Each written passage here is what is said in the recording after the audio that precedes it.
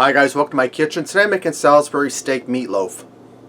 Alright guys, I'm starting out of my Copper Chef XL. I'm going to do everything in this. I have 2 pounds of ground beef. This is roughly 80-20 blend. Now I have 1 onion and 1 green bell pepper I diced up fine. I'm going to get that in there. Okay. I have 2 eggs. We're going to get them in there. And guys, this is really good. I made this as Salisbury steaks before, and it's about as close as I've tasted to Salisbury steaks, so this is good. Let me give my hand a rinse quick. Okay, I'm going to put in a teaspoon of horseradish, and we're going to make this a healthy teaspoon. It's more like a teaspoon and a half or a tablespoon. I'm going to add in some Worcestershire sauce. I'm going to put in about a tablespoon of that. And about a teaspoon of salt. And my hand's wet, guys, it's slipping there.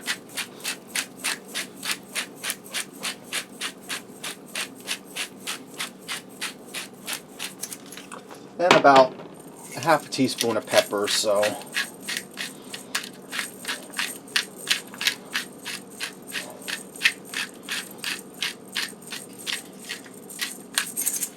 Alright, now I'm going to add in some panko breadcrumb. I'm going to go for about a half a cup.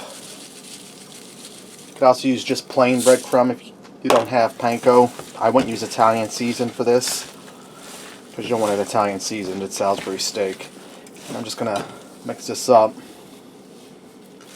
Okay, now that I have everything all blended together, and I had to add in about another quarter cup of panko breadcrumb, I'm going to section these out into 2, or form them into 2 fairly even sized meatloaves.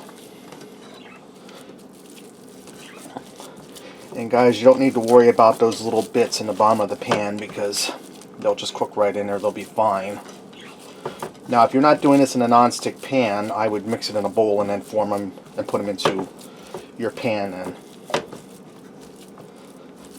okay, you just want to form these as good as you can into a meatloaf. You want to pack them tight too, because they might split a little bit while they're baking, and that will help keep them together. Okay, now that I have my meatloaves all formed, I'm going to put these in a 350-degree oven for about a half hour so to brown the tops. And if there's any extra grease, I'll drain it off, which it probably won't be.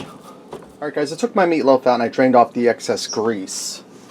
Now I have a pack of mushrooms here. I think these are about 6 ounces. I'll double check in a second. I'm going to dump these down in here.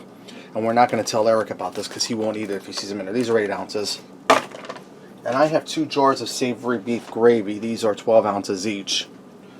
We're going to get them down over the meatloaf. Grab my spoon here. And guys, if you would do this in a stainless steel pan after your meatloaf was done, you could make homemade gravy if you like. But this here will work out just fine for us, so we're just going to use that.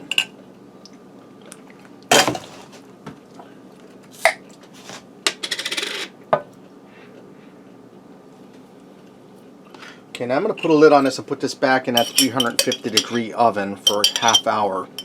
That will finish cooking the meatloaf, warm the gravy up, and cook those mushrooms. Then this should be ready to go. Alright guys, my hour's up, my meatloaf is done. Let's get it out of here and fix up a plate and see what we got. Guys, I also went ahead and made some mashed potatoes and peas to go with this. Let me get in here and try this meatloaf. You see I put some of that mushroom gravy over top of it.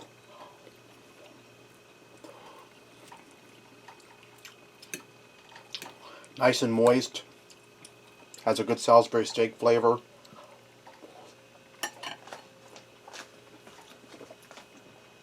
That's really good, guys. Alright, there you have it. Salisbury steak meatloaf. Give it a try. Thanks for watching, and until next time, I'll see ya.